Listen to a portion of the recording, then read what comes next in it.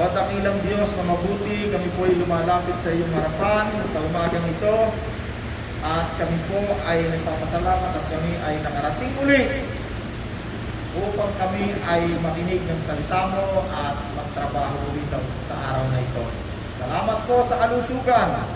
Kainin mo po ang aming mga ugaw at pagod na kaluluwa ngayong umaga.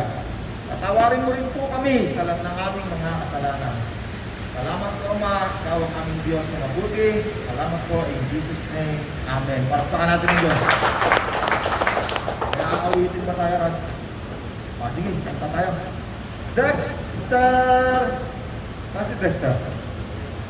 Wala pa. Teka lang. Punta na muna dito yung nagdana para hindi na mamaya pumunta rito sa unahan. Punta na muna yung mga nasa likod. Dito muna kayo. Wala si Dexter. Sino ang ating sino ang taga-awit natin? Sino ang mahusay umawit? Tayo umawit sa Panginoon. Lagi yan.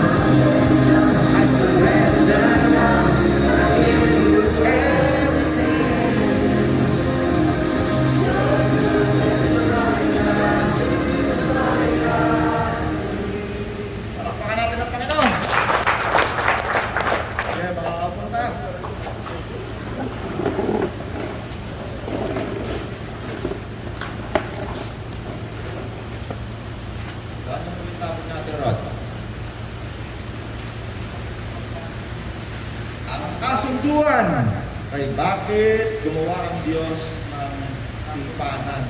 Okay, nandito tayo ngayon sa bagong pano. Pero takpan mo. Sino? Genesis 6, 9 to 13. Tingnan natin bakit ang Diyos ay gumagawa ng kasunduan. At bakit kailangan pa ito? Anong dahilan bakit ang Diyos ay gumagawa ng pakikipagkasundo sa tao? Genesis 6, 9. Ito natin ang Bible natin.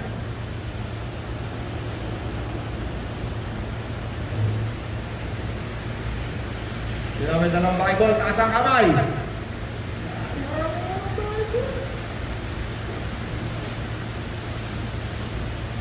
Okay.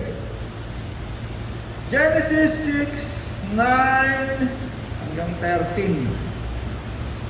Genesis 6, 9. Okay. Banyo ko ha. Tingnan natin bakit ang Diyos ay gumagawa ng tipanan. Ito yung unang tipanan ginawa ng Diyos sa daigdig na ito. Genesis 6. Umpisa ako sa 9. Ito ang kasaysayan ni Noe.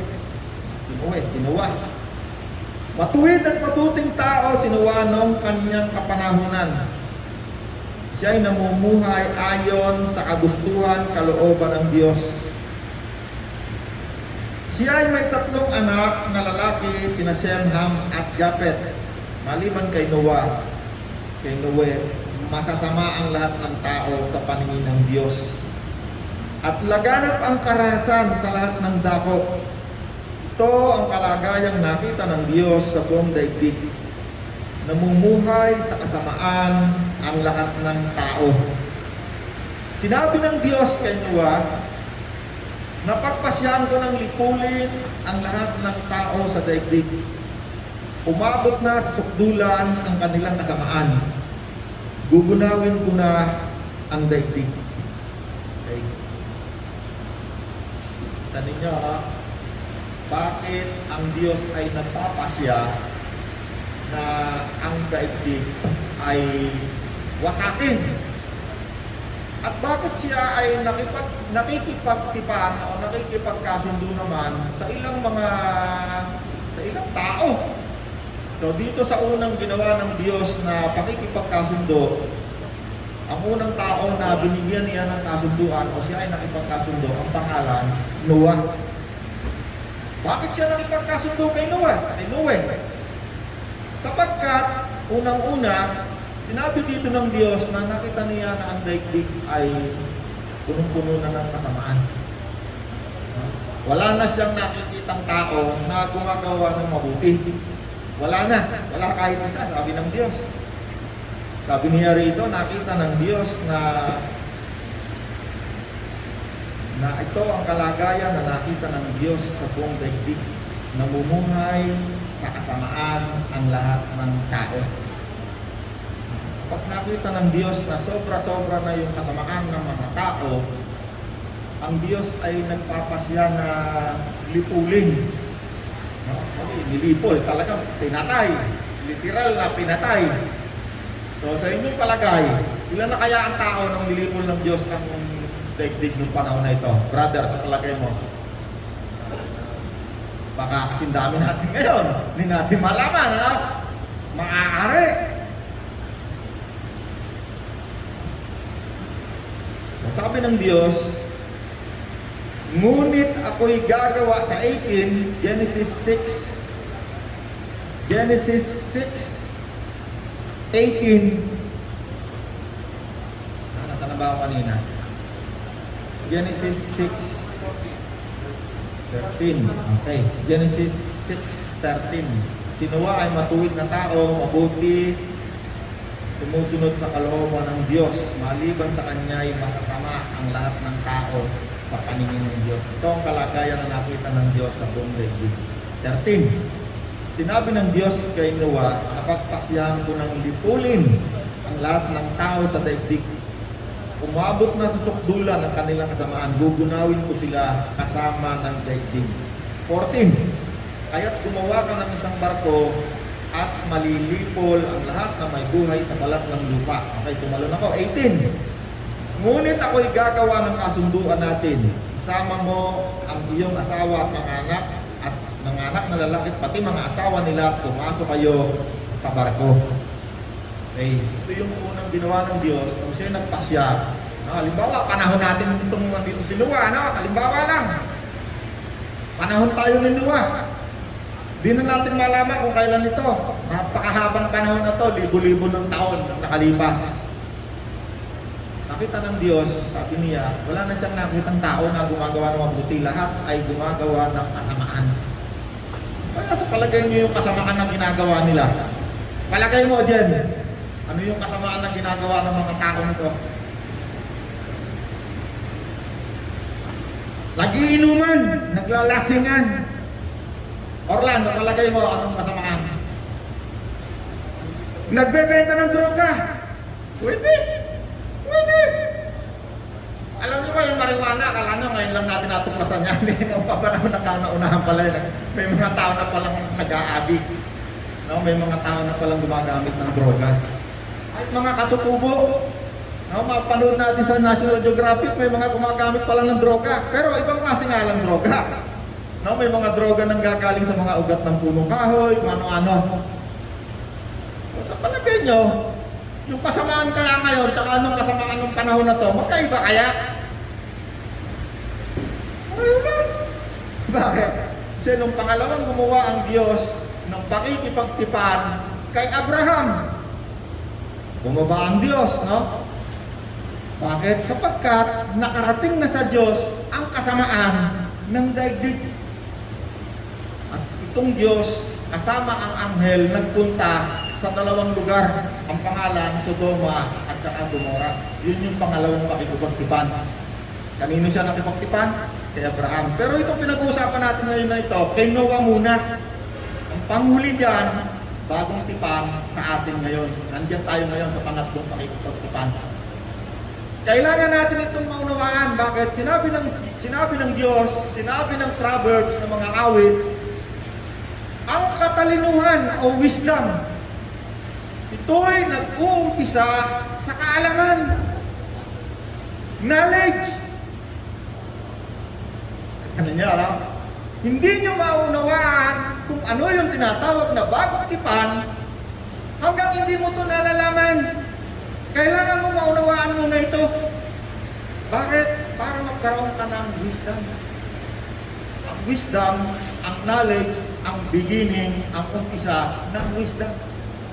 Pag hindi mo yan nalaman, hindi mo maunawaan itong bagong tipan, magkahalo-halo sa iyo yan. At kahit sinong tao humarap sa iyo, sabihin sa iyo, hindi, ito sabi sa lumang tipan, ito sabi sa bagong tipan, kaya tayo raw ay ganito. Ang lumang tipan, kaya nakikipagtipan ng Diyos sa mga tao, sapagkat merong gagawin ang Diyos sa daigdig. Yung unang tipan na ginawa ng Diyos kay Noah ay sapagkat sinabi ng Diyos, Noah, napagpasyahan ko ng wasakin ang daigdig. At talagang binasag ng Diyos. Pag binasa mo yan tuloy-tuloy, pag uwi mo ng bahay wasakin, banahin mo yan tuloy-tuloy para maunawaan mo lalo. Every time na ang Diyos ay gagawa ng isang bagay sa daigdig na ito, lalong-lalo na yung major decision na gagawin ng Diyos, palagay nyo, madali kaya ang gagawin ng Diyos, papatayin niya lahat ng tao? Palagay mo, kaya din. Palagay mo, kabilin. Hirap kayang unawain yun. No? Hanggang hindi mo na unawaan ang Diyos, hindi mo malalaman bakit gumagawa ang Diyos ng mga bagay. Kailangan mo malaman, knowledge. Sapagkat, nung mga panahon na yon, sinabi mismo ng Diyos, wala na siyang makitang taong gumagawa ng mabuti. Ang lahat ng tao ay punong-puno ng karahasan at kasamaan. Palagay niyo, may bakla na nga kaya o tomboy? Malamang! Pagkat yan galit na galit ang Diyos. Bakit? Sapagkat ang Diyos, nung gumawa siya ng unang-unang tao sa mundong ito, si Eva at saka si Adan, sinabi ng Diyos sa kanila, magpakarami kayo, sa daigdig na ito, inyong punuin. kakaroon ng asawa ang lalaki at saka ang babae, iiwan ang kanilang magulang. Dumating ang panahon, dito sa panahon na to, kung ano yung alam nating kasamaan, yun na rin ang kasamaan dito. At mas malala pa doon, mas malala pa. Baka nga mas malala pa noong panahon na yun kaysa sa panahon natin. Bakit? Kasi kung hindi bumaba si Kristo sa mundong ito, lahat tayo rito gumagawa ng kasamaan, pati ako. Wala na tayong pigil. Wala nang pipigil sa atin. Kung hindi bumaba si Kristo sa mundong ito at nakipagtipan muli, wala na siguro kahit isang tao na gumagawa ng mabuti. Lahat tayo masama na. Wala nang pigil ng isip natin sa paggawa ng kasamaan, kalaswaan, karahasan. Lahat ng ayaw mo, yun ang mangyayari sa atin. Kapatayan, nakawan. Yun ang mangyayari. Kaya kapag ang Diyos napuno na, napupuno rin mo na sa loob ng Diyos, alam? Oy, di naman ako nagsabi nito. Ito ay mga pangyayari na nakatala sa Biblia. Hindi ito katang-isip. Kung paano ka gumagawa ng kasamaan, ang mga tao na nauna sa atin, gumagawa rin ng kasamaan. Salamat sa Diyos, may taong nakipagtipan ng mga tao. Dahil kung hindi nakipagtipan si Kristo, baka ganito na rin ang gagawin ng Diyos. At talagang gagawin na uli ng Diyos. Sapagkat every time na ang Diyos makikipagtipan sa tao, mayroong gagawin ng Diyos. Kaya siya nakikipagtipan sa tao upang yung tao iyon na kanyang pinakipagtipanan o pinagkasunduan, hindi maisama sa gagawin ng Diyos na paghuhukom. Anong ginawa ng Diyos dito? Anong sinabi niya? Wawasakin ko ng daigdig. Hukuman na, judgment na yun. Wala nang kapatawaran yun. Bakit? Sinabi na ng Diyos, wawasakin ko ng daigdig. At nakita ng Diyos, merong isang tao, nakita ang Diyos. Bakit? Ganun lang. Bakit? Kay Noah siya nakipagtipan. Genesis 8:20. Yan pa rin. Isang page lang. Bakit kaya si Noah ang napili ng Diyos na makipagtipan sa taong ito? Wala siyang ibang taong pinakipagtipanan kundi si Noah. Yung ang kanyang pamilya sinama na lang ng Diyos dahil anak niya, mahal sila ni Abraham. Mahal sila ng Diyos, sinama kay Noah. Sabi ng Diyos sa kanila, Genesis 8:20. Si Noah ay nagtayo ng altar para kay Yahweh at siya ay naghandog sa Diyos. Alam niyo, itong si Noah, kahit before pa to, ito ay gawin ni Noah. Bakit? Sapagkat si Noah ay sumasamba sa Diyos. Anong ginagawa niya? Naghahandog! Si Noah ay nagtayo ng altar para kay Yahweh at siya ay naghandog sa Diyos at nang maamoy ng Diyos ang mabangong samyuniyon. Sinabi niya sa sarili niya, hindi ko na muling susumpain ang daigdig, bagaman at alam kong masama ang kanyang isipan. Mula sa kanyang kabataan, hindi ko na lilipuling muli ang anumang may buhay kagaya ng ginawa ko ngayon. At ang pag-aani at ang pagtatanim at ang pag-aani ay siguradong darating. Anong kasunduan? Nakipagkasundo ang Diyos kay Noah. Bakit siya nakipagkasundo? Sapagkat, number 1, si Noah ang kaisa-isang tao na nakita ng Diyos na sumasamba sa kanya. Siya ay naghahandog. At nung nagawa na nga, tapos na, nawasak na ng Diyos ang daigdig. Wala nang tao natira, kundi yung naandun sa barko. At nung gumagawa ng barko, si Noah, sabi ng mga tao, magaganon si Noah, sira ulo. At tulad rin ng sinasabi ng mga tao sa oras na ito, sa mga taong naghihintay sa pagbabalik ni Kristo. Ano tayo? Sabi ni Kuya Roland, magsisi tayo sa ating kasalanan, tumalikod, sapagkat darating na si Kristo. Bakit? Pagdating ni Kristo, judgment time. Tanya lang. Nung panahon ni Abraham, nung siya nakipagkasundo kay Abraham, judgment. Bagaman hindi winasak uli ng Diyos o mamagitan ng tubig sapagkat nangako ang Diyos unang-una kay Noah. Sabi ng Diyos kay Noah, mula ngayon, hindi ko na muli mawawasakin ang buong daigdig sa pamamagitan ng tubig. Kaya nung winasak ng Diyos ang Sodoma at ang Gomora, siya mismo nagpunta ron. May dalawang anghel siyang, tatlo sila. At unang-una siya nakipagkita kay Abraham. At yung dalawang anghel nagpunta ron sa Sodoma at sa Gomora. Pagdating nila ron, yung mga tao mismo na nandoon, umalibot sa bahay kung saan nandoon yung dalawang anghel sa bahay ni Lot. Sabi ng mga tao, palabasin mo yung bisita mo, sisipingan namin siya. Puro bakla na tumbo yung mga tao doon. Wala nang gustong magpakasal sa lalaki at sa babae. Kung ikaw ay pupunta ngayon sa ibang bansa, no? Kasi dito sa Pilipinas, medyo hindi pa ganun katindi, pero papunta na tayo doon. Sa ibang bansa, sa Amerika, meron doon mga bayan, kunwari Noveleta. Hindi ka pwedeng tumira dito kung hindi ka tomboy o bakla. Walang ibang pwedeng tumira dito. Nag-PPS na sila, bakla, piyesta ng mga bakla, tomboy, mga nakahubo, meron. Lahat ng kalaswaan makikita mo. Hindi biro yan. Magbasa ka ng geographic, makikita mo. Manood ka ng YouTube, makikita mo. I-search mo, makikita mo. Maraming mga city sa Amerika, ang mga tao, kung hindi bakla, tomboy. Ang droga doon sa kanila, dami nga, kala ko nga, wala doon mga pulubi. Ilang beses ako nagpunta ron, nakapugil sa mga kalsada, mga pulubi.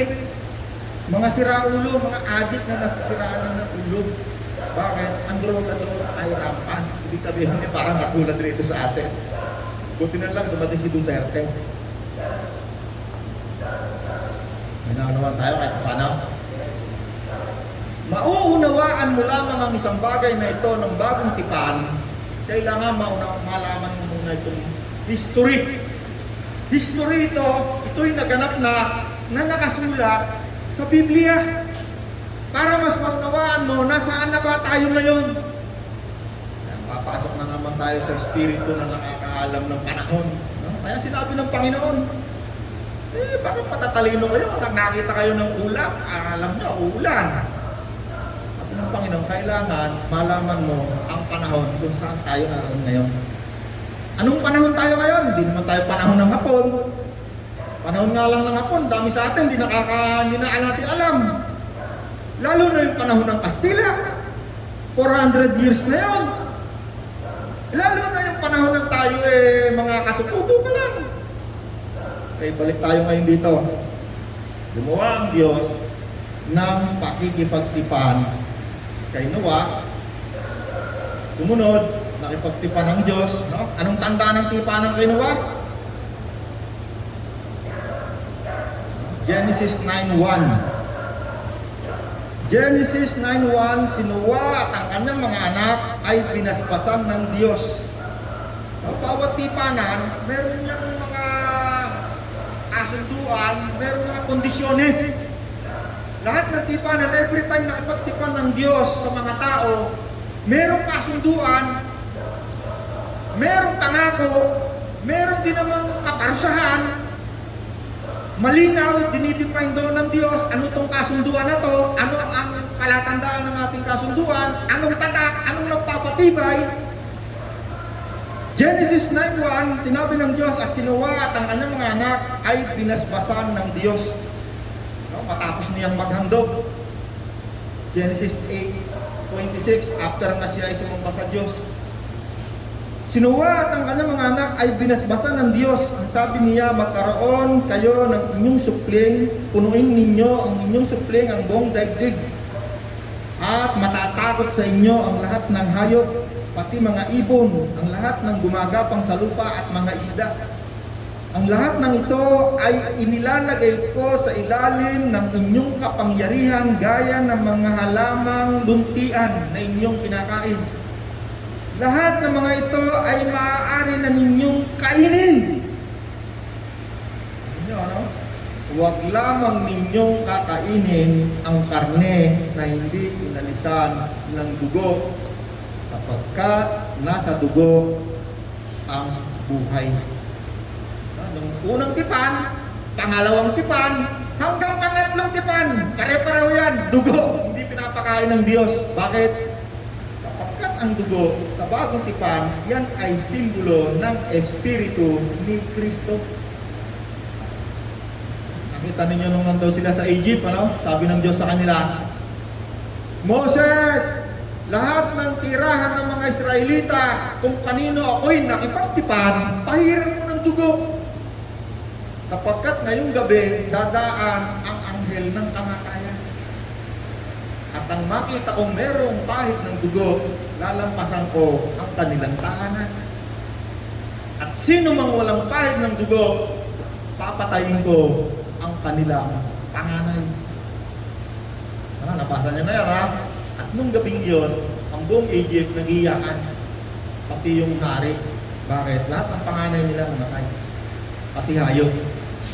Pero yung may pahid ng dugo, bakit dugo? Sapagkat ang dugo ni Kristo ay simbolo ng Espiritu ng Diyos. Ang dugo ni Kristo ay simbolo ng Espiritong Banal. Okay. Anong palatandaan nung ang Panginoon ay nakipagtipan kay Noah? Sige, tuloy pa natin. Ano ba ako? 7. Ang lahat ng ito ay nilalagay ko sa ilalim ng iyong kapangyarihan. Gaya ng mga halamang luntian na inyong kinakain, lahat ng mga ito ay maaari na ninyong kainin, huwag lamang ninyong kainin ang dugo. Okay. Mananagot ang sino mang papatay sa inyo. Maging ito'y isang hayop, pagbabayarin ko ang sino mang taong papatay sa kanyang kapwa. Sino mang pumatay sa kanyang kapwa, buhay ang kabayaran sa kanyang ginawa. Sapagkat sa larawan ng Diyos, ang tao ay kanyang nilikha. Anong purpose? Bakit nakikipagtipan ng Diyos sa mga tao? Upang ibalik ang mga tao sa larawan ng Diyos kung saan tayo yung nilikha, original, noong pamang unang nilikha ng Diyos ang unang tao, si Eva at si Adan. Kaya nung nilikha ng Diyos ang tao, sabi niya, likhain natin ang tao sa ating larawan. Ano yung larawan? Image. Ano yung image? Kung hindi mabuti, masama. Kaya ang tawag sa espiritu ng demonyo, pag dumating dito, anong image? Evil. Evil spirit. Masama. Ano naman ang imahe ng Diyos? Mabuti! Hindi nila naintindihan, naghahanap sila ng mga image, yung talagang larawan, kaya gumagawa sila. Hindi nila naintindihan. Ang sinasabi ng Diyos na larangin natin ng tao sa ating imahe, ano ba ang Diyos? Masama, mabuti? Mabuti! Kaya ang tawag sa Espiritu ni Kristo, holy, mabuti! Banal, mabuti! Holy, mabuti! Hindi masama! Hindi gumagawa ng kasamaan! Kasi mo nung nakilala, sinong may Espiritu ng Diyos, sinong wala. Sinabi ng Panginoon, ang anak ng Diyos, wala ka ba? Pag ikaw ay anak ng Diyos, hindi ka maaaring galawin ng diablo, ng demonyo. Basahin natin ang Bible natin, 1 John 5:18. Basahin mo Rod. 1 John 5:18.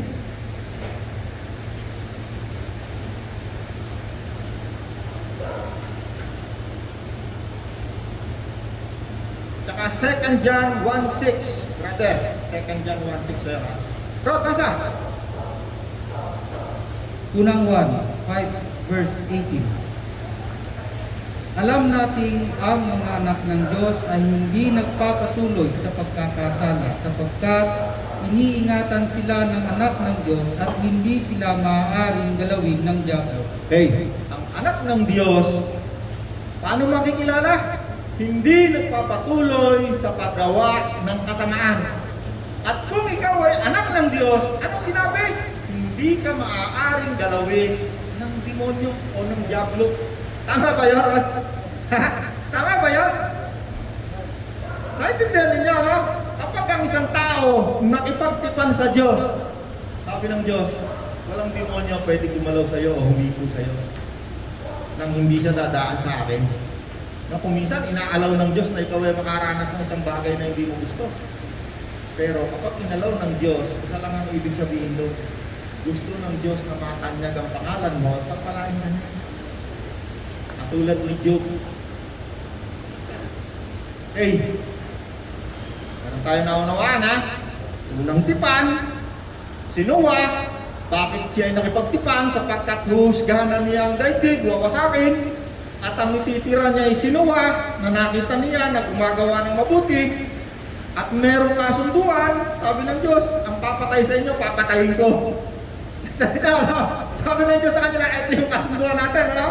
Number 1, sabi ng Diyos, ang pamamahala sa daigdig ay inilalagay ko sa iyong kamay, ibinabalik.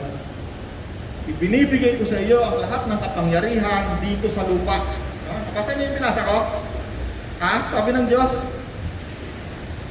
Genesis 9, no? Matapos maghandog si Noah, sabi niya rito, Genesis 9:7, ang lahat ng ito ay inilalagay ko sa ilalim ng iyong kapangyarihan, gaya ng mga halamang luntian, matatay. Pinalik sa kanya ang kapangyarihan, ano? At inilagay sa kanyang kamay ang pamamahala sa daigdig. Sabi niyo, ano? Kapag ang Diyos nakipagtipan sa iyo, bibigyan ka ng kapangyarihan, bibigyan ka ng proteksyon, bibigyan ng kasunduan. Okay, sumunod na tipan. Alam na natin lahat, lagi natin pinag-uusapan. Nakipagtipan ng Diyos, pangalawa, kay Abraham. Anong tipan? Anong palatandaan ng Diyos ay nakipagtipan sa kanya? Eh pag nag-CR ka, tingnan mo yung mga lalaki, tinuli sa ika-8 taon. Nakipagtipan ng Diyos kay Abraham. Sabi ng Diyos kay Abraham, nung tinawag ng Diyos si Abraham, tanyo Rod, kasayin nga. Abraham! Tinawag ng Diyos si Abraham, Genesis 12:1. Yan naman ngayon, nakipagtipan uli ang Diyos kay Abraham. Bakit? Sapagkat nung dumami na naman ang mga tao, nakita na naman ng Diyos ang mga tao, sama na naman. Ganun din, bumalik uli sa dati. Kaya nakita ng Diyos si Abraham. Basahin mo Rod, Genesis 12:1, tinawag ng Diyos si Abraham. Tinawag ng Diyos si Abraham. Sinabi ni Yahweh kay Abraham, lisanin mo ang iyong bayan, ang tahanan ng iyong ama at ng mga kamag-anak, at pumunta ka sa bayang ituturo ko sa iyo. Pararamihin ko ang iyong mga anak at apo at gagawin ko silang isang malaking bansa. Pagpapalain kita at gagawin kong dakila ang iyong pangalan at ikaw ay magiging pagpapala sa marami. Okay. Kita na naman ng Diyos ang daigdig, sobrang sama na naman, pero meron uli siyang nakitang isang tao. Nung makita ng Diyos na sobrang sama na naman ang daigdig, hindi na niya magunaw. Bakit? Nangako siya nung sa unang pangako kay Noah. Sabi niya, mula ngayon, hindi ko na magunaw ang daigdig. Bakit? Kapagkat nakita ng Diyos, nung maamoy niya at nakita niyang sumampa si Noah, sabi niya, mula ngayon, hindi ko na magunaw sa aking daigdig. Bakit? Kapagkat ang tao, ginawa tayo ng Diyos para sumamba sa Diyos. Kaya kapag tayo sumasamba sa Diyos, tuwang-tuwa ang Diyos. Ayaw ng Diyos na tayo ay tumalikod at sumunod sa demonyo. Sa Diyos ng kasamaan sa daigdig na ito. Anong tawag sa demonyo? Diyos ng kasamaan. Diyos ng kadiliman. Hey, nakita sa Abraham. Ang sabi ng Diyos kay Abraham, Genesis 18:19. Page 15. Pinili ko si Abraham upang turuan niya ang kanyang lahi na sumunod sa aking mga utos sa pamamagitan ng paggawa ng matuwid at pagpapairal ng katarungan. Kapag nangyari iyon, tutuparin ko ang aking pangako sa kanya. Pinili ko si Abraham upang turuan ang mga tao ng gumawa ng mabuti. Nung una, may pangako ang Diyos kay Abraham. Kaya ano sabi? Pagpapalain kita, kararami ko ang lahi. Gagawin ko isang makapangyarihan kang bansa. Pangako pa lang yun. Merong kasunduan. At hindi lang yan ang mga kasunduan, napakarami. Pagbasahin mo yung Genesis Leviticus, Bilang, Deuteronomy, yung unang 5 dyan sa Bible, andyan nakasulat lahat ng kasunduan. At pangalawang tipanan kay Abraham. Andyan yung huwag ka mag-aahit ng balbas, andyan yung huwag mong kakainin ng baboy, andyan yung huwag mong tataniman ng iyong bukid na ika-7 taon, at napakarami pang iba. Kasama din yan yung pag pumatay ka ng tao, papatayin ka rin, bibigtihin ka. Kasunduan yan, tipanan yan. Sa bagong tipan, meron din. Tandaan yung kadami na natin pinag-aaralan tungkol dito sa bagong tipan na hindi maunawaan ng napakaraming tao. Okay. Itong si Abraham, ito yung tinatawag na Hebreo. Si Abraham ay Abraham mo ng pangalan yan eh. Pinalitan siya ng pangalan ng Diyos, naging Abraham. Yung salitang Hebreo galing sa pangalan ni Abraham, sa Latin, Hebreo. Yan ang galing ng salitang Hebreo. Siya ay isang Hebreo. Kaya nung sila nagpunta na ng Ehipto, inalipin sila ng Egypt, dumami na sila ron, naging milyon na sila.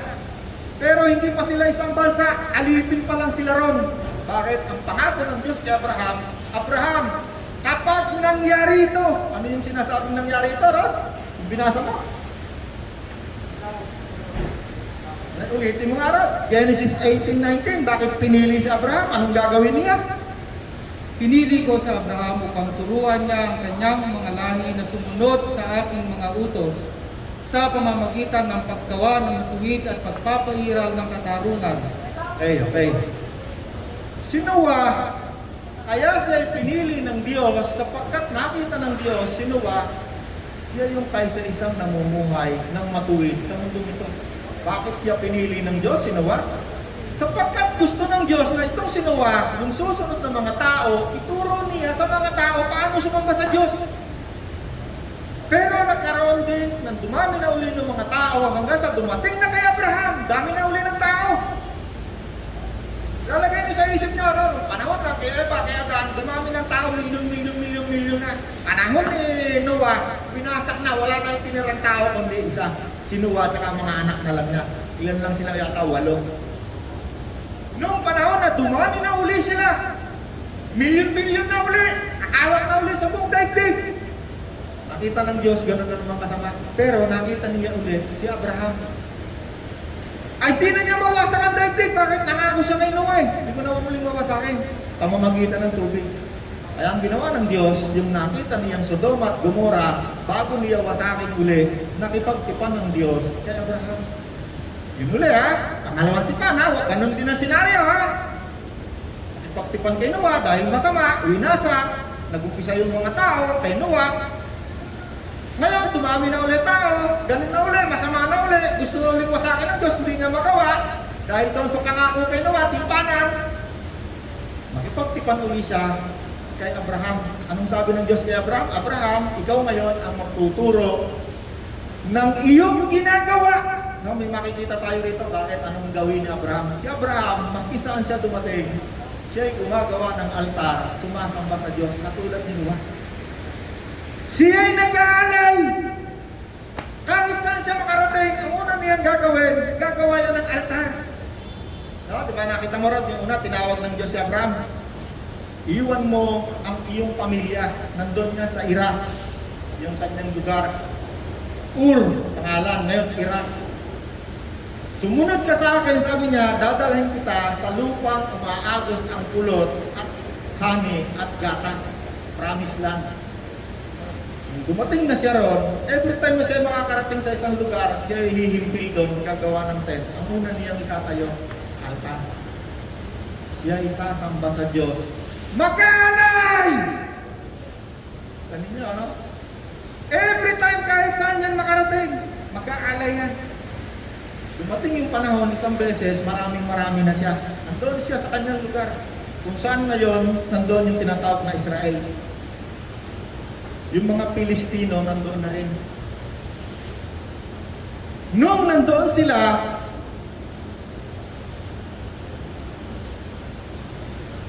isang araw, nagkaroon doon ng tinatawag na taggutom. Kaya sabi ng Diyos, sige, punta kayo Egypt. Doon sa Egypt, nung sila'y tumami na, sabi ni Moses, kay Moses na ngayon tayo, ano? Tinawag ng Diyos si Moses, Moses, umalis na kayo riyan, pumunta na kayo sa lupang pangako. Sabi ng hari kay Moses, ano? Ito yung mawawalan kami ng alipin.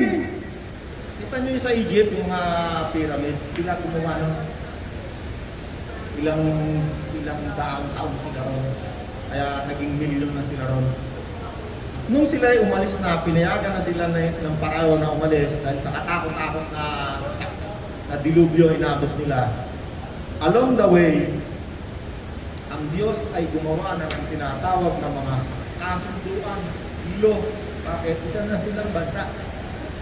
At yung law na yan, nakasulat yan sa Genesis, Exodus, Leviticus, andyan yan sa unang 5. Yan yung sinabi ko sa inyo. Papunta na sila ngayon doon sa lupang pangako. Meron mga pag pumatay ka, ito mangyayari sa iyo. Pag ikaw ay nangalo niya, ito mangyayari sa inyo. Meron ding pagka sinabi doon sa batas o tuntunin sa pagsamba, pagka ito ay hindi mo ginawa at sumablay ka rito, ito naman ang mangyayari sa iyo. Kung hindi sumpa, pangako nandoon. Dumami na uli ang tao, napakarami na. Hanggang ngayon na, panahon na natin, ano? Panahon na natin ngayon. Nakita ng Diyos, sobra na naman sa mga tao. Ganun uli. No? Tingnan nyo, ang Diyos, pag yan ay gagawa ng kasunduan o pakikipagtipan, meron siyang gagawin. Sabi ng Diyos, wawakasan ko na uli, huhukuman ko na uli ang daigdig. Pero bago niya ito gawin, sabi ng Diyos, ako'y makikipagtipan muna sa mga tao. Ang tipanang ito ay hindi sa pilitan. Ang sino mang tatanggap kay Kristo, gagawin akong Panginoon at tagapagligtas, sabi niya, sa pagbabalik ni Kristo, lahat ng tumanggap kay Kristo, hindi isasali sa hukuman. Nanawaan tayo? Ano ngayon ang batas ni Kristo? Susunod natin linggo, napakadami natin pag-usapan tungkol diyan. Ang batas tungkol sa isang Hudyo, ang Hudyo o Hebreo, yun yung tipan kay Abraham. Si Abraham, tinawag na Hebreo. Yung Hebreo na yan, o Hebrew, ngayon yan ay tinatawag na lamang na language, Hebrew language. Ang salita ngayon ng mga Israelita na nanggaling kay Abraham, Hebrew. Punta kayo sa Israel, ang salita nila ron, Hebrew. Galing yan sa pangalan ni Abraham na isang Hebreo. Ang inaunawaan tayo, ha? Para pag nalaman natin yan, saka mo lamang maunawaan ang bagong tipan.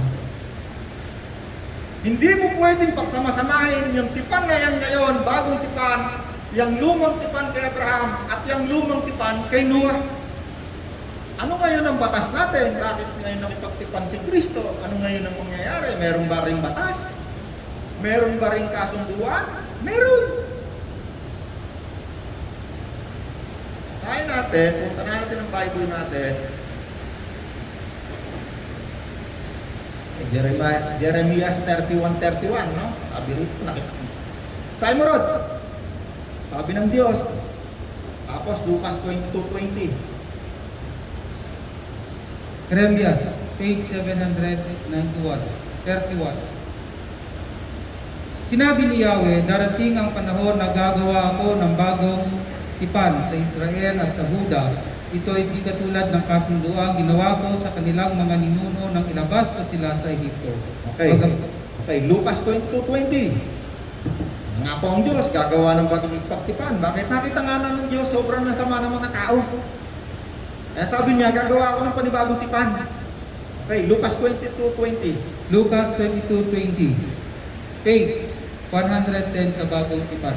Gayon din naman, dinangkot niya ang kopa pagkatapos magkapunan at sinabi, ang kopang ito ang bagong tipan ng Diyos na pinagtibay ng aking dugo.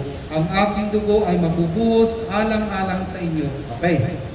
Ayan na, pinangako na yung bagong tipan, ginanap na ngayon ni Kristo ng Panginoon ang bagong tipan. Ano ang nagpapatibay? Sabi niya, dugo. Dugo pa rin ni Kristo, ano? Ano meron tayo ngayon? Lahat ng tumanggap kay Kristo. Yan, tinanggap mo si Kristo? Nasaan si Kristo? Tinanggap mo na si Kristo? Nasaan ngayon si Kristo? Nasa langit, yung kanyang katawan. Sino ang tinanggap mo? Espiritu ni Kristo. Sumisimbolo sa dugo ni Kristo. Naunawaan tayo? Sabi ni Kristo, eto na yung bagong tipan ngayon. Nakikipagtipan na ako sa inyo.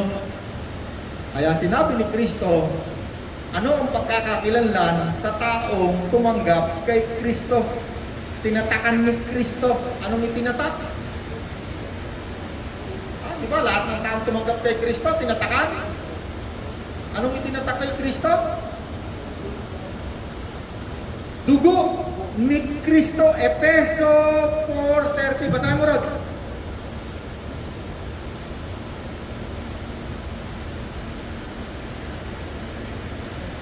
Efeso 1:13 muna ako. Ikaw, Efeso 4:30 ka ako. Efeso 1:13. Sa pamamagitan ni Kristo, kayo na nakarinig ng salita ng katotohanan ng magandang balita na nagdulot ng kaligtasan at sumampalataya sa Kanya ay pinagkalooban ng ipinangako. Ano yung pinangako?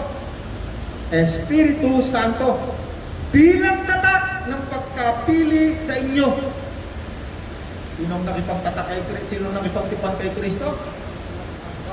Yung nakarinig ng mabuting balita ng kaligtasan ay tumanggap ng ipinangakong Espiritu Santo bilang tatak.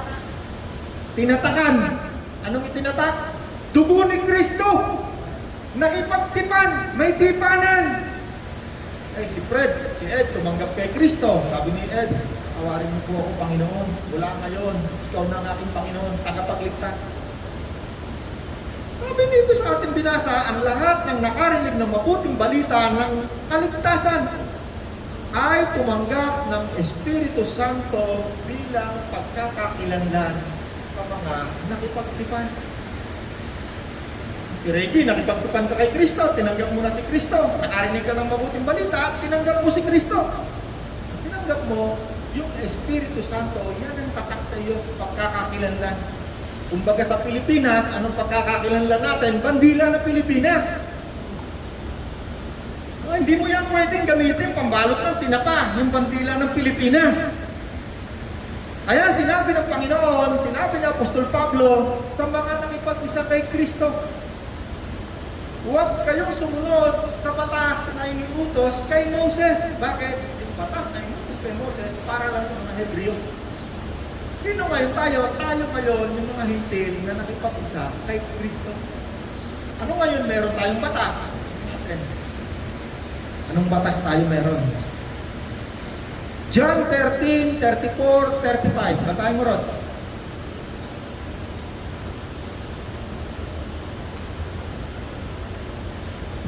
John 13, page 136. Bago mo basahin yan, basahin mo muna, brother. Basahin mo muna yung John 7:19.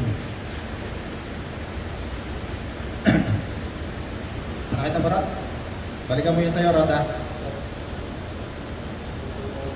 John 7:19. Si Kristo nagkasalita na, ang Panginoon, ha? Hindi baga ibinigay sa inyo ni Moses Hindi ba't ibinigay sa inyo ni Moses ang kautusan? ang kautusan? At gayon din naman, wala sa inyong gumaganap ng kautusan. Bakit walang gumagawa sa inyo mas kaysa ng kautusan ito? Ayun po na. Bakit ninyo pinagsisikapang ako'y patayin? At pinagsisikapan nyo pang patayin si Kristo. Amen. 20. Sumagot Tama ang na. Ang Panginoon na nagsasabi riyan, ha? Sabi ng Panginoon, dahil nga nakita ng Diyos, puro kasamaan na naman ng mga tao, ang Panginoon mismo nagsasalita. Hindi ba kayong mga Hudyo? Ang kausap niya riyan, mga Hudyo, mga Israelita. Sabi ng Panginoon sa kanila, hindi ba ibinigay sa inyo ni Moses ang kautusan, yung law of Moses? Bakit wala ni isa mang sumusunod sa inyo? Ang Panginoon na nagsasalita dala. Hindi ako. Eh ngayon, pag tumayo ang pastor dito sa pulpito, no? Siya channel yan ng isang nandiyan sa law, no? Dahil nung panahon na yan, yung law of Moses na yan, yan ang gusto nilang gamitin para legal nilang mapatay si Kristo. Ang isa dyan sa law na yan, yung pag-araw ng Saba, hindi ka pwedeng gumawa. Nandyan yan sa law of Moses. Eh ang Panginoon, kahit araw ng Saba o araw ng Biyernes, no, yung Saba, Biyernes yata sa kanila. Ang Panginoon, patuloy sa paggawa. Sabi ng mga Hudyo na to na pinag-iwanan ng law of Moses kasi ang Panginoong Jesus, isang Hudyo. Kaya gusto nilang ang Panginoong Jesus, hindi nila alam, ang Diyos gumawa na ng bagong tipan na hindi tinanggap ng mga tao ito. Ang akala nila hanggang sa mga oras na yon, nandoon pa sila sa lumang tipan na ipinagkaloob kay Moses. Tignan niyo, ang Panginoong Jesus mismo nagsasalita. Sabi sa kanila, hindi ba ibinigay sa inyo ang law of Moses?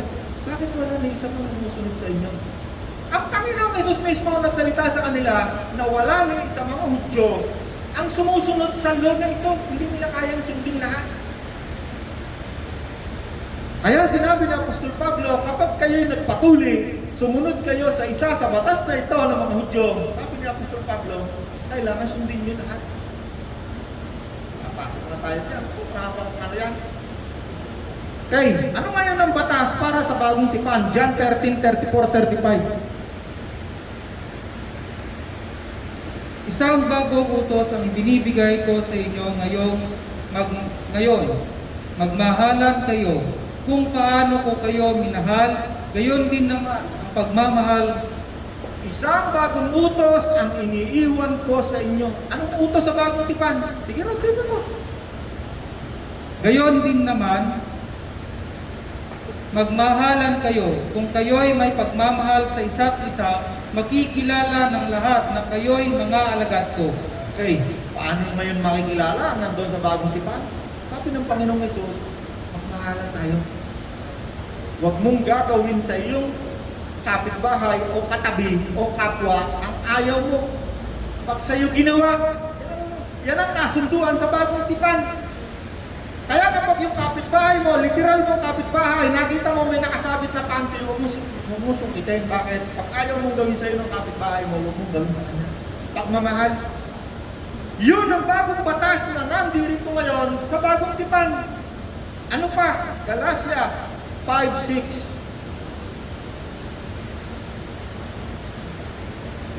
Masarot. Galatians 5:6, page 240. Sa mga nakipag-isa kay Kristo Jesus, hindi na mahalaga kung ang isang tao ay tuli o hindi. Ang mahalagay ang pananampalatayang gumagawa sa pamamagitan ng pag-ibig. Okay, Apostol Pablo yan, ano? Sabi ni Apostol Pablo, kasi nung panahon na to, si Apostol Pablo ay sinugo ng Diyos sa mga hindi sa mga Hudyo.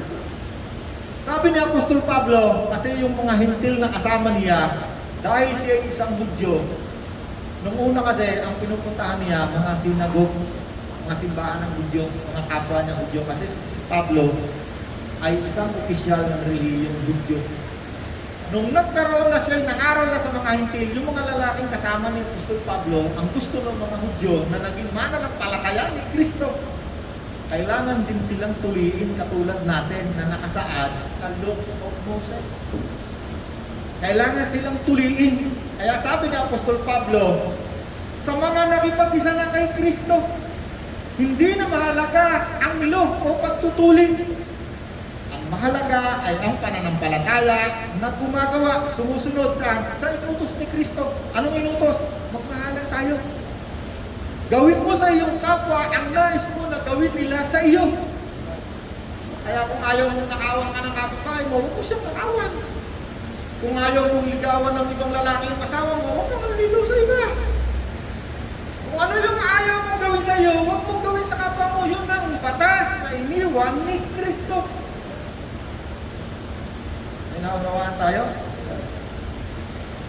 Galatia 6:2. Saan mo, Rod?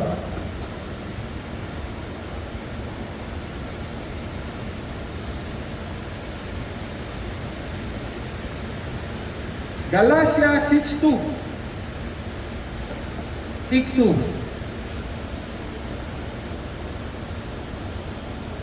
Magtulungan kayo sa pagbuhat ng pasanin ng bawat isa. Sa gayong paraan ay matutupad ninyo ang kautusan ni Kristo. Okay. Sa English yan. Sa law ni Christ. Ano ang kautusan ni Kristo? O utos ni Kristo para magawa natin? Magtulungan! Katulad ng ginagawa natin, pagkatapos natin ang gawain sa Panginoon, meron tayong binibigay na pera sa lapi. Sa piso. May isang kapiring kaya yun. Pag pinagsama-sama mo yun isang damukal na pamilyang walang makain ngayon ang natutulungan yan. Bakit natin yung ginagawa sapagkat yun ang utos ni Kristo? Magtulungan kayo sa pasanin ng kapwa nyo sa ganung paraan ay natupad nyo ang batas ni Kristo. Ganun yung ginagawa natin ngayon. Bakit batas ni Kristo? Sapagkat tayo mga hintil, wala tayo sa batas ni Moses. Nasaan tayo? Nandun tayo sa bagong tipan sa batas ni Kristo. Eh ngayon sabi ni Pastor, ay naku, titiyani tayo ng konti rito sa batas ni Moses. O tingnan nyo, yung ikasampu ninyong kita, dadalahin ninyo sa akin. Ako yung high priest ngayon. Ano? Pinaghalo mo yung bagong tipan at lumang tipan. Naging high priest ka pa, inagawan mo pa ng pwesto ang Panginoon. Teka, walang hiyaan naman turo ito. Ang Bible ang nagsasabi nun. Sinong high priest sa Revelation na dating pinag-uusapan na nakaupo sa kataas-taasan sa kanan ng Diyos? Si Kristo. Ang ating pinakapunong pari sa bagong tipan. Paano naging high priest? Ang kawalang-walang yang pastor na ito nakukunin, pahihirapan ng mga tao. Yan ang hindi ko maunawaan sa mga taong ito. Sa kabila ng kanilang pagpapahirap sa mga tao, meron pa yung mga pledge, gagawa tayo ng building. Ako'y titira doon sa roof. Ako, nanay ko po, madadaya lamang ng mga taong ito ang walang alam sa turo ni Kristo. Kaya't sinabi ni Apostol Pablo, pinipilipit ninyo ang salita ng totoo, salita ng Diyos, para lamang sa inyong sariling sikmura. May natututunan ba tayo? 2 Corinthians 3:6. Basahin mo, Rod. Oh, sige, okay lang yan. Si Lord ang may-ari. Kaya tayo nandito gawa ng Panginoon. 3:6. Siyang nagpapakain natin lahat. Page. Pwede tayo hindi magsara muna ngayon bumagapuan para lang makilala natin si Kristo. Amen. Sige, go! 227. Page 227. 3:6. Sa'yo, Marad. Sige po. Isa ko sa 4, di ko pumakita eh. Oh, Nasasabi namin ito dahil kami ay may pagtitiwala sa Diyos sa pamamagitan ni Kristo. Kung sa aming sarili lamang ay wala kaming kakayahang gawin ito, subalit ang aming kakayahan ay kaloob ng Diyos. Binigyan niya kami ng kakayahang maging lingkod sa bagong tipan. Ang bagong tipan! Sige, tuloy. Bagong tipan ang pinag-uusapan. Isang- Isang tipan. Isang kasunduan Isang kasunduan hindi ayon sa kautusang nakasulat, na hindi ayon sa kautusan na isinulat. kundi ayon sa Espiritu. Anong binabanggit niya ang kautusan na sinulat? Yung isinulat ng Diyos sa bato, tablet, doon na umpisa yung Law of Moses. Kung hindi, Sapagkat ang kautosang nakasulat ay nagdudulot ng kamatayan. sapagkat ang kautusan ito na nakasulat under the Law of Moses ay nagdudulot ng sumpa at kamatayan. Ngunit ang Ngunit, Espiritu ay nagbibigay buhay. ang utos, Espiritu ni Kristo na mabuti, nagbibigay ito ng buhay. Ituloy mo pa. Tatapos na Amen. tayo dyan. Nang ibinigay ang katusang na nakaukit sa mga tapyas ng bato, nahayag ang kalwalhatian ng Diyos. Kaya nga hindi matingnan ng mga Israelita ang mukha ni Moses, kahit na ang liwanag na iyon ay sa mukha niya ay pansamantala lamang. Kung ang paglilingkod na batay sa kautusan ay nakaukit sa bato at nagdadala ng kamatayan ay hindi dumating na may kalakip na gayong kalwalhatian, gaano pa kaya ang kalwalhatian ng paglilingkod ayon sa Espiritu? Ayon sa Espiritu. Sa bagong tipan. Tuloy mo pa. Kung may kalwalhatian ang paglilingkod na nagdudulot ng hatol na kamatayan, lalo pang malwalhati ang paglilingkod na nagdudulot ng pagpapawalang sala. Dahil dito, masasabi nating ang dating kalwalhatian ay wala na sapagkat napalitan na ito ng higit na malwalhati. Kung may kalwalhatian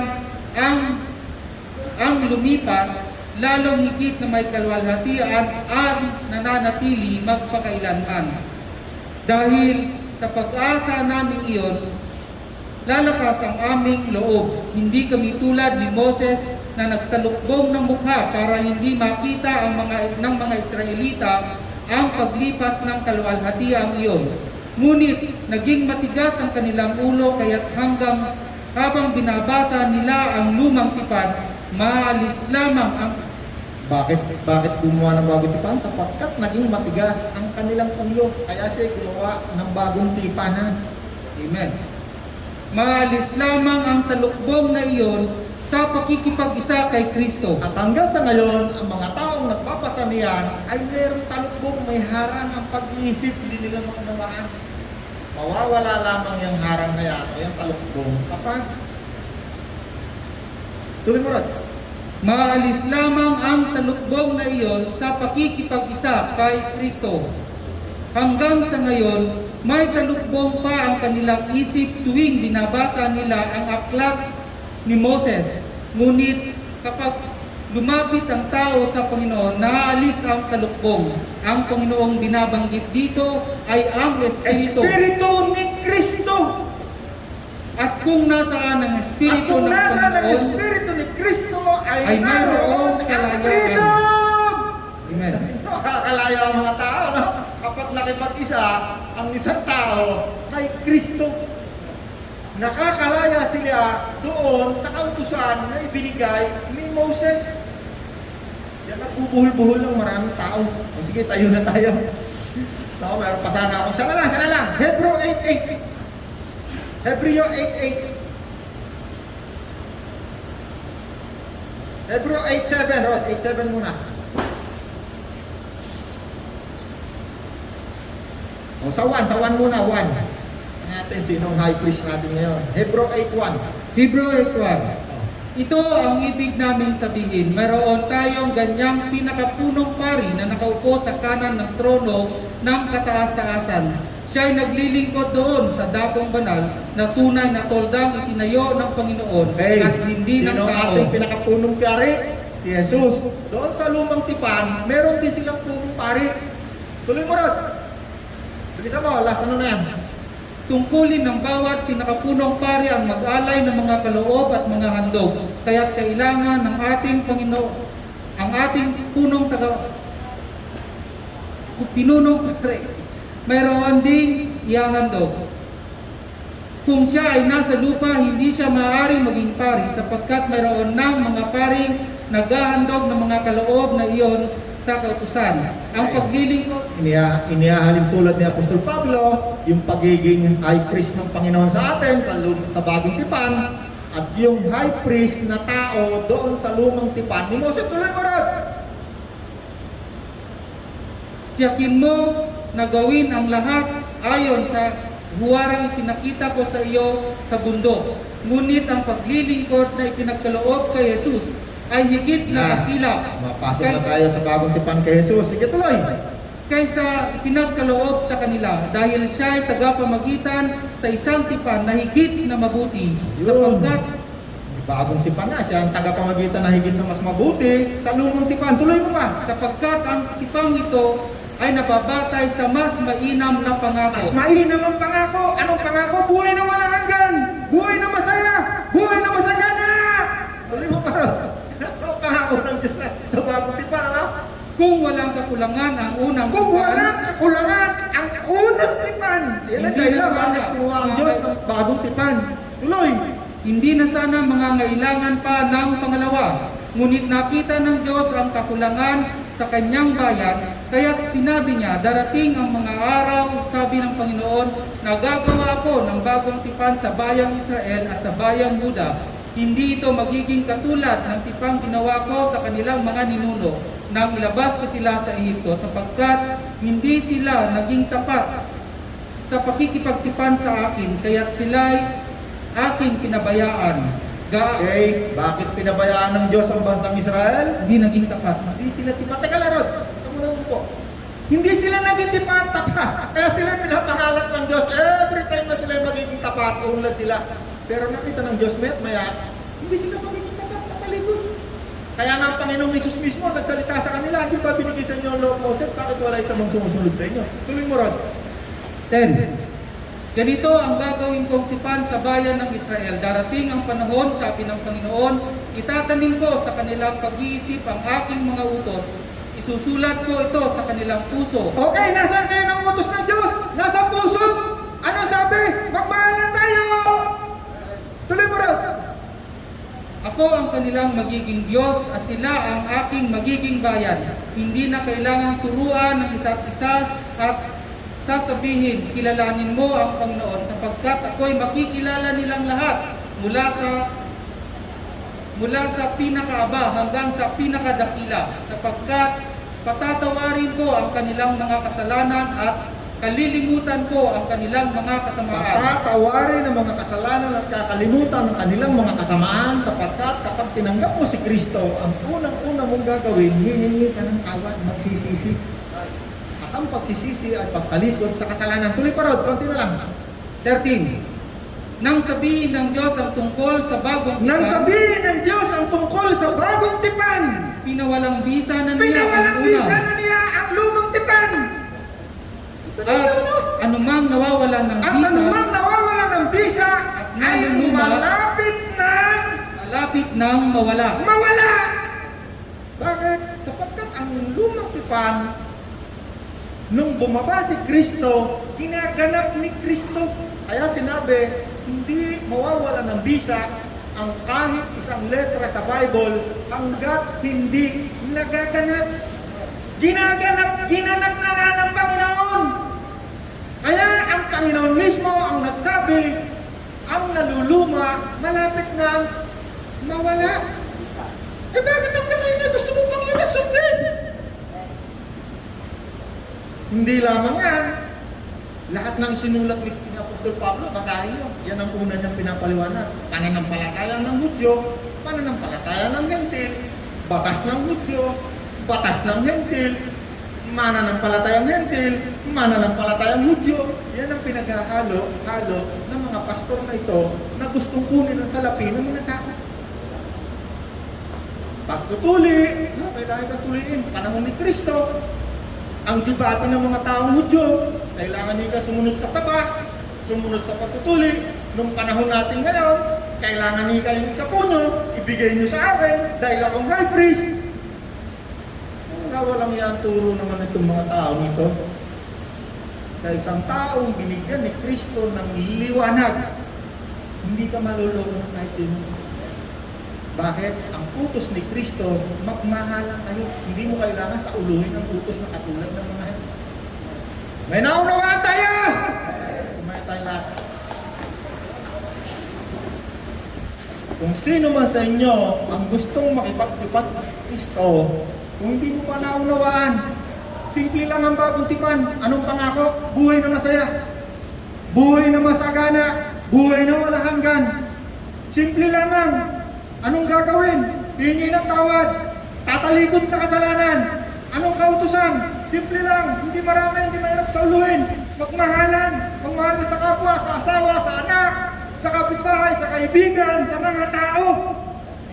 Nakasulat sa puso. Kung ako yan, napakawalang ako, sabihin ko sa inyo, pag hindi nyo binigay sa akin ng 10% ng sweldo nyo, pupunta kayo lang ng impyerno. Sabi ng mga pastor, hindi namin tinuturo yan. Pag binasa nila yung Malakay, dudugtong nila yan sa inyo. Ninanakawan ninyo ika ang Diyos, pag hindi nyo ika binigay ang 10% ninyo. Paano nangyari yun? Eh batas ni Moses eh, in-apply mo sa New Covenant. At gagawin mo pa kami pupunta lahat ng impyerno. Kaya sabi ng Panginoon, pagbaba ko, gagawa ako ng panghagupit na bakal. Hindi kahoy. Sasabihin ko sa mga pastor na ito, bakit ninyo ginawa? Huwag ka magnanakaw ang bahay ng aking ama. tinuturuan ng mga tao ito, ang mga tao na magkasala.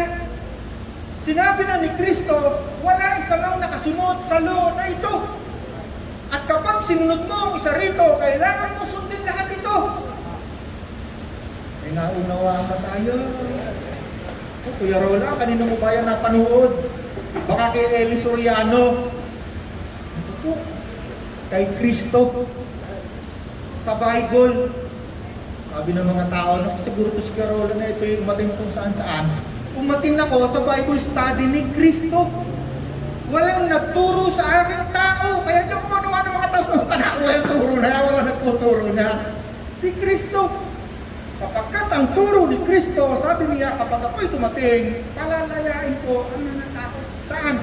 Sa katuruan ng relihiyong ito. Na siyang umaalipin, nagpapahirap sa mga tao. Isipin mo, bibili ko na lang ng pagkain, eh, sasabihin ng pastor, mag-pledge kayo. Sabi ni Kristo, ang salitang pledge, isang beses lang ginagawa mo yan habang nabubuhay ka. Saan? Sa asawa mo. Upang tayo maging tapat sa Kanya. Vow. At kapag ikaw ay nagawa ng vow, sabi ng Diyos, huwag mo yan hindi gagawin. Bakit? Nakukondem ka. Sabi ng mga pastor na ito, sige, mag-pledge tayo, mag-vow. Ano? Gusto mo ba sila sumpahin ng Diyos? Ma-condemn! Kung gusto ninyong pagpalain kayo ng Diyos, magbigay kayo sa Diyos ng may masaya puso. Yun ang batas ni Kristo. Next week, turo ko sa inyo yan. Paano tayo ito papalain ng Diyos? Pero lang bakit mo tinuturo sa mga tao yan? Sapagkat ako'y pinagpala ng Diyos na higit sa hindi ko kayang isipin nung malaman ko ang mga katuruan ito ni Kristo. Kaya gusto ko itong malaman ng mga tao. Akala ng mga tao ito, pinipigilan ko ang mga tao magbigay sa simbahan. Hindi nila alam nang natutunan ko ito, tinuro sa akin ni Kristo, bumukas ang langit sa pagpapala sa buhay ko. At lalo ako nagbigay sa gawain ng Diyos. Yan ang hindi nila maunawaan. Akala nila, pero wala yung mamang ka lang, nagpuripot ka na. Nakutuwa na ito. Natitiliman ang isip nyo. Kailangan ninyong makalaya.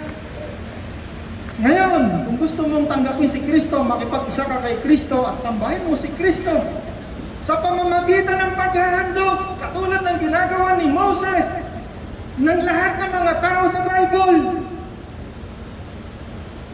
Makikipagtipan ng personal sa iyo ang Diyos. Okay, meron ako isang verse na binabasa sa inyo, time na. Sabi ng Diyos, sabi ng Panginoong Hesus, ano? Sino mang sumunod sa utos ko? Sabi ng Panginoon, ha? Makikilala ninyo ako. Tingnan, balikan nga natin, sana lang, Rod, sana lang. Tingnan natin kung ano ngayon sa New Testament, sa Bagong Tipan.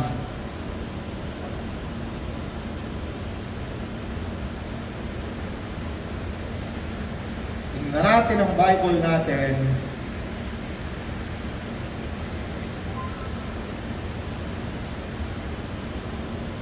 John 4:21, 14:21. John 14:21.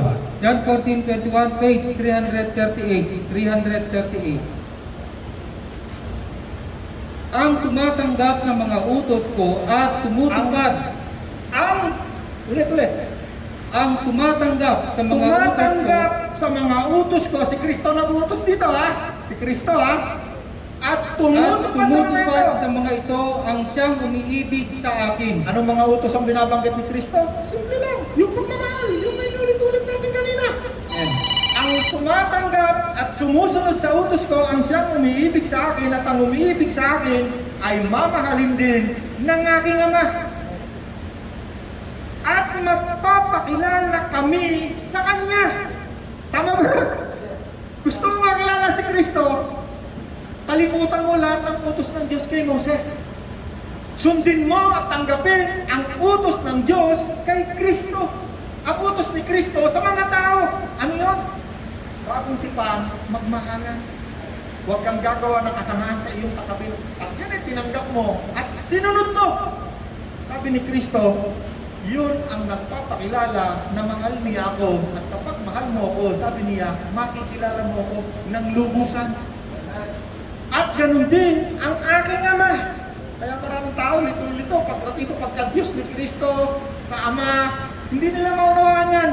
Bakit? Hindi mo yan maunawaan hanggang hindi mo tinatanggap ang utos ni Kristo at sumusunod rito. Ano lang ang maunawaan mo? Ang maunawaan mo lang yung mga doktrina ng simbahan mo. Wala nang iba. Lakapang utak mo, tawag doon, sarado ang dado utak mo. Hindi ka makakalaya rin. Subalit sinabi ni Kristo, ang sino mang may utos ko at sumusunod rito. Siyon ang nagmamahal sa akin at siya rin mamahalin ko. At makikilala niya ako at pati na rin ang aking Ama. Naunawaan tayo? Okay. Lord, punuin mo yung tindahan! Gama, no? Kinawa, pag nag-overtime ako rito, bigyan ako ng Lord ng panibagong petrong kung saan saan. Kasi chimpra, bigyan ako ng Panginoon. No? Oh, maraming tao. Nakatingin lang yan sa kayang gawin ng tao. Si Kristo, kapag siya'y sinunod mo, yung lahat ng hindi mo kayang gawin, siya ang gagawa. Siniwala kayo ron? 30 taon na! Si Kristong nag-iingat sa akin, ang kanyang mga anghel, at may nagnakaw, nalalaman ko lang, nakakulong na. Merong namatay na, hindi ko naman pinalangin mamatay. Merong kung saan nagbiyahe, dinala kung saan doon. Talaga, hindi ko yung pinapanalangin. Bakit? May pangako ang Diyos. Sa lahat ng taong may takot sa Kanya. Kanino natatakot? Kay Kristo. Hindi doon sa Kanyang reliyon. Sabi niya, hindi ka magkukulang habang ikaw ay nabubuhay. Pangako yan ng Diyos sa akin at sa ating lahat. Eh, ngayon, kung gusto nyo makipagtipan kay Kristo, tanda kami nyo. Kung hindi ka pa nakikipagtipan, sabihin mo, Panginoong Jesus, Panginoong Jesus, gusto kong makipagtipan sa iyo ngayon. gusto ko makipagtipan sa iyo. Tinatanggap ko ang utos mo Tinatanggap ko ang na utos magmahal mo sa aking kapwa. na magmahal sa aking kapwa. Patawarin mo ako sa aking mga kasalanan. Tawarin mo ako sa aking mga Mula kasalanan. ngayon, Mula ngayon, ako'y nakikipagtipan sa iyo ako'y nakikipagtipan sa sa iyo. ilalim ng bagong Sa tipan ilalim ng bagong tipan na may mas mainam na pangako. na may mas mainam na pangako. Pangako ng masayang buhay. Pangako ng masayang buhay. Buhay na masagana. Buhay na masagana. Buhay na walang hanggan. Buhay na walang hanggan. Marami pong salamat. Marami pong salamat. Mula ngayon, Mula ngayon, ako ay anak ng Diyos. ako ay anak ng Diyos. At ikaw ang aking Panginoon. At ikaw ang aking Salamat Panginoon. po, Ama. Salamat po, Ama. Pangalan ng Panginoong Jesus. Sa pangalan ng Panginoong Amen. Jesus. Palakpakan natin. Amen.